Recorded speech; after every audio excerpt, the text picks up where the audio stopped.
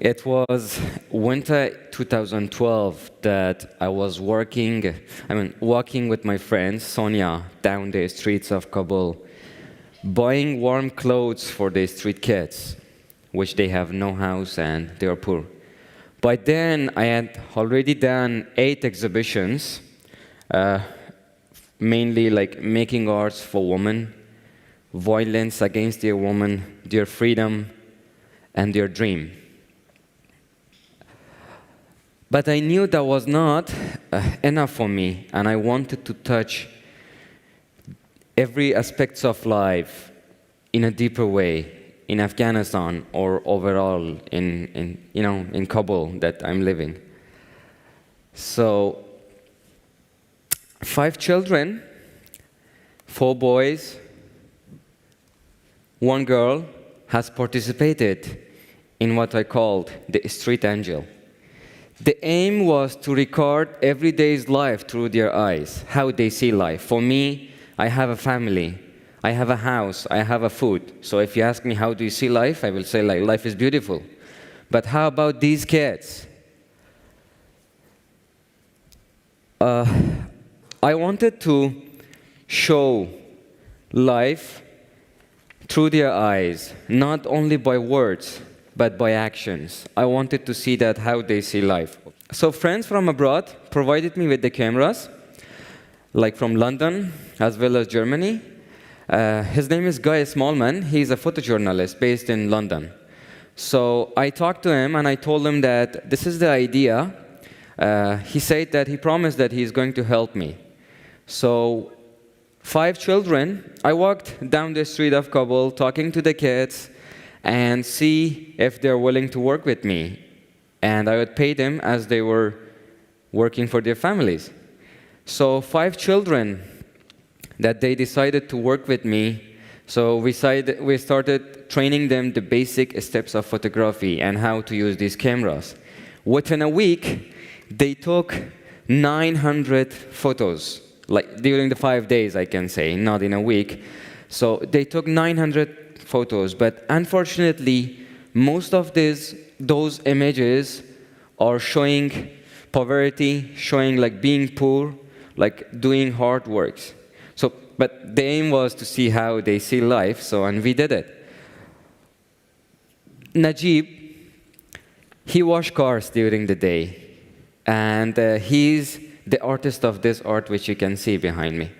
He washed cars, and he's trying to be a man for his family. Because his father is being sick, half of his body being disabled. So his father is not able to work. So all the responsibilities are on his shoulder. Bahram is working with his little brother, and his father is being addicted to drugs. And he's not living with them.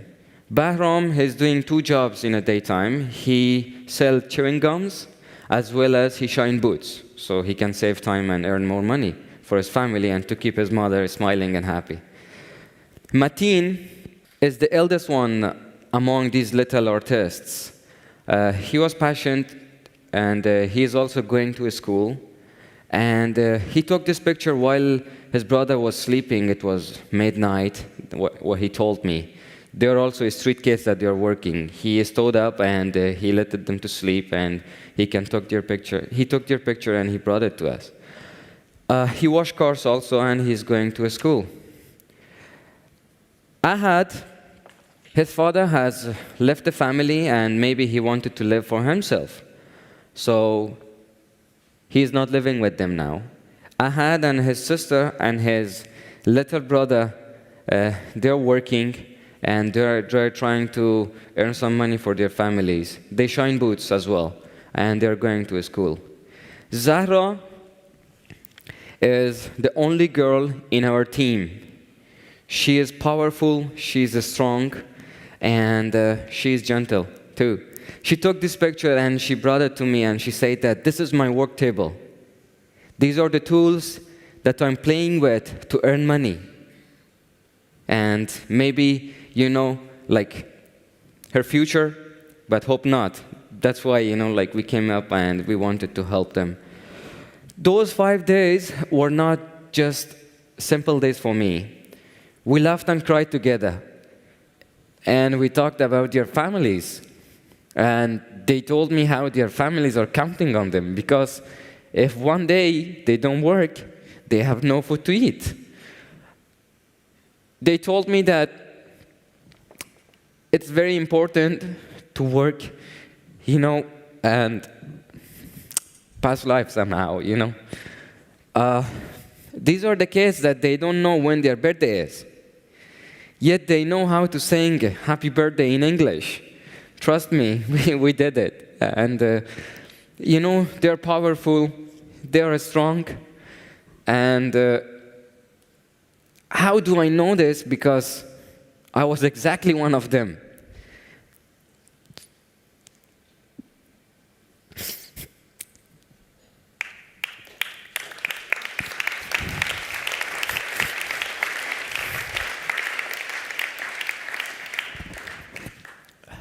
I started working when I was a kid, and I had to help my father when we were living in Iran.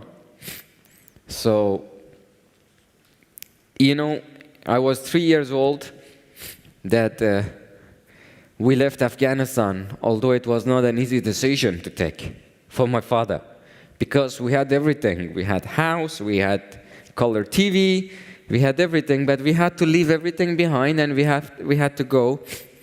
And my father, he brought a wheelbarrow and told me and my sister to sit in it, and he asked my mother to lock the house and pick up some clothes, and we start running. And the bullet firings around us. We were taken by a bus to Pakistan, and then we went to Iran.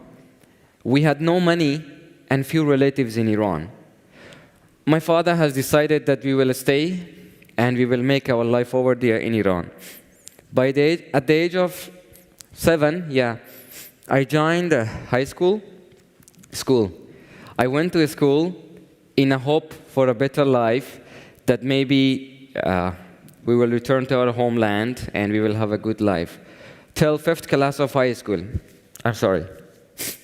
But as the rule changed and we had no legal documents as an Afghan refugee, so they kicked me out of school. But they kicked a kid who wanted to have a brighter future, who wanted to stand, who wanted to fight for his freedom. But, rule is rule.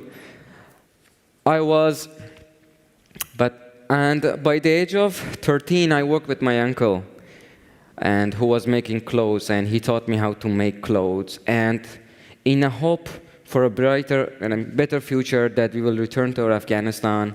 And my father has enrolled me to an English and a computer class. So this is the English result that you can see, the computer result that I'm a computer engineer. I'm working as an IT. We came back, actually, after a while, we came back to Afghanistan to nothing. Nothing was left there. I could see the results of war with my eyes. We had to start from zero, So we started working on our house. We built our house stone by stone.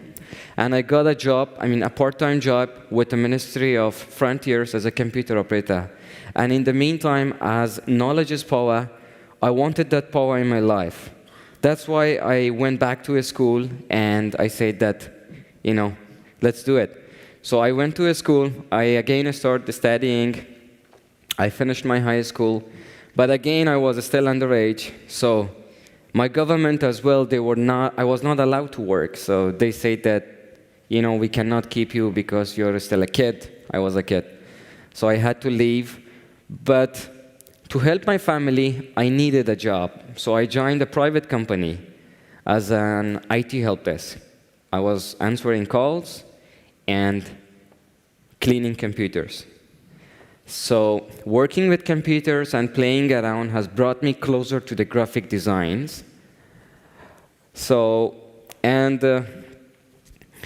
That's what I was actually looking for, and I wanted, because I was feeling feeling different, and I kind of loved it, because that was the tool that I could express my feelings. A woman in a burqa crying, and fishes are coming out of her eyes. Those fishes are not just simple fishes, actually. Those are her wishes, her pains, her dreams. Her eyes is a fish tank. Means those dreams and pains and anything was in a limited space. So that's why she had to cry and she had to let it go. Talibans, that they are holding guitars and instead of holding a gun. So I believe in the power of art, not in the power of bullets, actually. And a cat, the character, she's a real character. She's pulling peace sign, not a bag of garbage.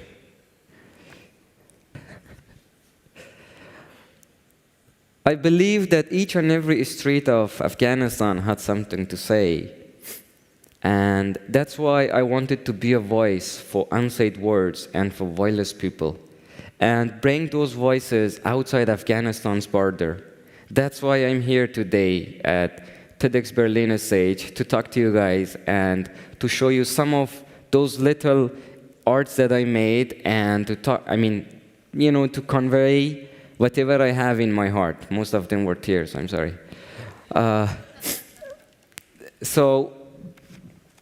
Yes, I was also a working kid like them in a life of poverty, so much thing to say, and I was also feeling powerless and hopeless. Someone, like them, because I had there was no chance for me to talk. This is my last artwork, my first one, which I made, an AK-47, which is broken in 2 parts. And these are the pictures that we started the Street Angels. You will see that how it was and who are these kids, what they did. And during these times, they taught me lots of things. They taught me how to be strong. They taught me how to fight for my future. They taught me it's up to us if we want to be a good human. They taught me, life has its own ups and downs. And those things or those feelings will make us strong. I learned all those things. Deep down, despite all differences, people have the same right to live, to laugh, to dream, and to hope. Because we are all human and we are all equal. Thank you so much.